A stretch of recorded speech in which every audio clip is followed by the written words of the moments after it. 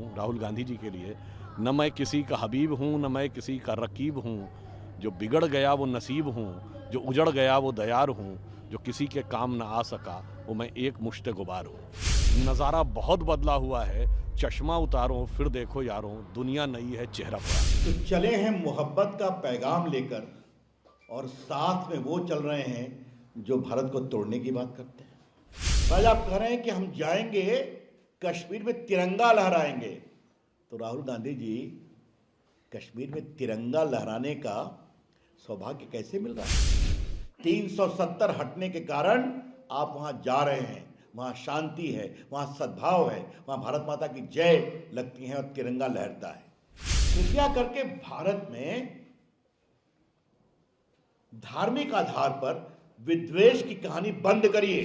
देखिए, भारत जोड़ो यात्रा केरल से शुरू हुई, जहां बीफ काट पार्टी देने वालों का साथ, फिर तमिलनाडु में पहुंची तो उस फादर जॉर्ज पुनिया का साथ जो कहते हैं कि जूते इसलिए पहनता हूं कि भारत की धरती से उनका पैर टच ना हो जाए। फिर कर्नाटक में पहुंचती है तो वहाँ के वो कार्यकारी अध्यक्ष जो हिंदू शब्द के लिए गंदा कहते हैं। फिर महाराष्ट्र पहुंचती है तो स्वतंत्र वीर सावरकर का अपमान। उसके बाद गांधीयंस विद गन कहने वाली मेधा पाटकर, यानी महात्मा गांधी और बंदूक का साथ, ऐसे तमाम। और फिर ये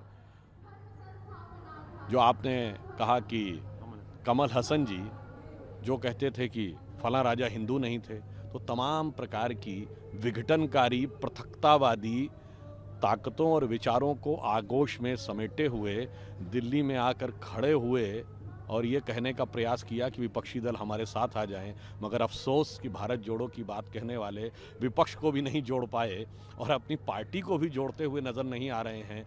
तो उनके ऊपर तो मुझे वह पंक्ति लगती है उचित कि जब वो दिल्ली में प्रवेश कर रहे हैं जहां उनकी सल्तनत तबाह हो चुकी है, 2 विधानसभा और लोकसभा चुनावों में 0-0 सीटें हैं और हाल ही में एमसीडी में तबाही हो चुकी है, तो जैसे दिल्ली का आखिरी मुगल बादशाह बहादुर शाह जफ़र ने जो नज़्म लिखी थी वो उनके ऊपर है कि इसमें हबीब का अर्थ होता ना दोस्त। न मैं किसी का हबीब हूँ राहुल गांधी जी के लिए, न मैं किसी का हबीब हूँ, न मैं किसी का रकीब हूँ। जो बिगड़ गया वो नसीब हूँ, जो उजड़ गया वो दयार हूँ। जो किसी के काम ना आ सका वो मैं एक मुश्ते गुबार हूँ। तो मुझे लगता है कि विघटनकारी ताकतों को साथ में लेकर भारत में जो लोग कहते हैं कि उन्हें डर लगता है, पूरी यात्रा का ट्रैक देख लें। जिस समय त्रिवेंद्रम में, चेन्नई में, बेंगलुरु में, नागपुर में, पुणे में, मुंबई में, जयपुर में, दिल्ली में, इस पूरे ट्रैक की बात कर रहा हूँ, बम फूटते थे, आतंकवादी घटनाएं होती थी, तब डर नहीं लगता था। आज डर लग रहा है। ऐसी नज़र रखने वालों के लिए तो मैं कहूँगा नज़ारा बहुत बदला हुआ है, चश्मा उतारो फिर देखो यारों, दुनिया नई है चेहरा पुराना। मैं मोहब्बत का पैगाम लेकर के आया हूं, तो चले हैं मोहब्बत का पैगाम लेकर और साथ में वो चल रहे हैं जो भारत को तोड़ने की बात करते हैं। ये सच्चाई है कि नहीं?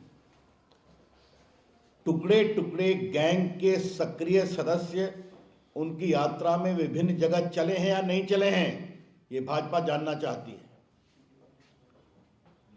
इन लोगों ने जेएनयू में क्या क्या नारा लगाया था ये हम सभी जानते हैं। तो देश से नफरत करने वाले लोगों के साथ चलकर आप मोहब्बत का कौन सा पैगाम दे रहे हैं राहुल गांधी, ये हम जानना चाहते हैं। उन्हें एक चीज सुनकर बड़ी हंसी आ गई कि हम चाहते हैं मेड इन इंडिया सामान जाए चीन के खिलाफ कार्रवाई में। राहुल गांधी जी, नरेंद्र मोदी ने देश में मेड इन इंडिया का जो आह्वान किया, तो एक बार आपको देखना चाहिए था कि आज चीनी खिलौने भारत में बहुत कम हो गए। आज मेड इन इंडिया खिलौने देश में कितने लोकप्रिय हैं। आज चीन में दिवाली, चीन की बनी हुई दिवाली की बल्बों की लरी अब अतीत की बात हो गई, ये आप देखते हैं ना। और राहुल गांधी, एक बात मैं आपको बताना चाहता हूं, और मैं आपको इसलिए बता रहा हूं कि आपने मेड इन इंडिया की बात कही, तो मोबाइल मैन्युफैक्चरिंग में भारत और चीन के बाद दुनिया का सबसे टॉप मोबाइल मैन्युफैक्चरर है।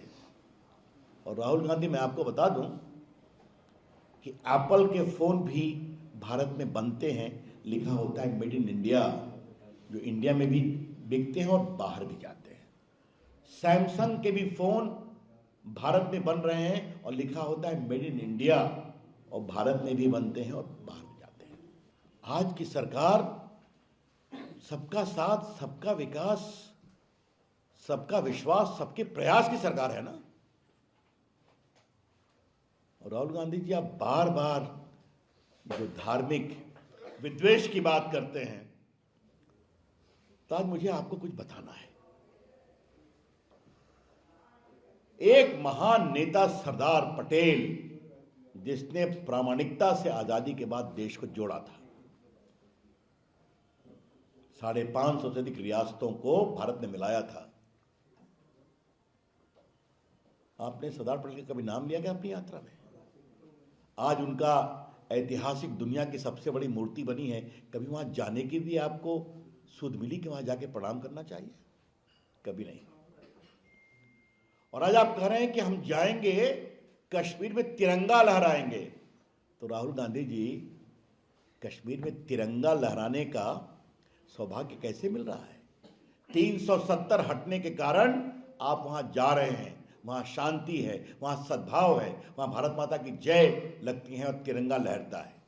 ये काम भी नरेंद्र मोदी जी की सरकार ने किया, क्योंकि बंटवारा भी कांग्रेस पार्टी की नीति, धारा 370 भी कांग्रेस पार्टी का कुचक्र, और इसको तोड़ने में, समाप्त करने का साहस हमारे प्रधानमंत्री नरेंद्र मोदी जी और साहसी गृह मंत्री अमित शाह के प्रयास और संसद के द्वारा हुआ है। राहुल गांधी जी, मुझे आपको एक और बात कहनी है। कृपया करके भारत में धार्मिक आधार पर विद्वेष की कहानी बंद करिए। तो आज अब देश को जोड़ने की बात करते हैं, तो आपकी पार्टी ने, आपकी पार्टी की विचारधारा ने और आपकी पार्टी की राजनीति ने जो नफरत फैलाने का काम किया आजादी के बाद, ये आपको बताना जरूरी था। शाहबानों से लेकर सायरा बानों तक कांग्रेस पार्टी का इतिहास तोड़ने का रहा है और अल्पसंख्यक समाज को रूढ़िवादिता में। राहुल गांधी जी के लिए न मैं किसी का हबीब हूँ, न मैं किसी का रकीब हूँ, जो बिगड़ गया वो नसीब हूँ, जो उजड़ गया वो दयार हूँ, जो किसी के काम न आ सका वो मैं एक मुश्ते गुबार हूँ। नज़ारा बहुत बदला हुआ है, चश्मा उतारो फिर देखो यारों, दुनिया नई है चेहरा पुराना। तो चले हैं मोहब्बत का पैगाम लेकर, और साथ में वो चल रहे हैं जो भारत को तोड़ने की बात करते हैं। आज आप कह रहे हैं कि हम जाएंगे कश्मीर में तिरंगा लहराएंगे, तो राहुल गांधी जी, कश्मीर में तिरंगा लहराने का सौभाग्य कैसे मिल रहा है? 370 हटने के कारण आप वहां जा रहे हैं, वहां शांति है, वहां सद्भाव है, वहां भारत माता की जय लगती है और तिरंगा लहरता है। कृपया करके भारत में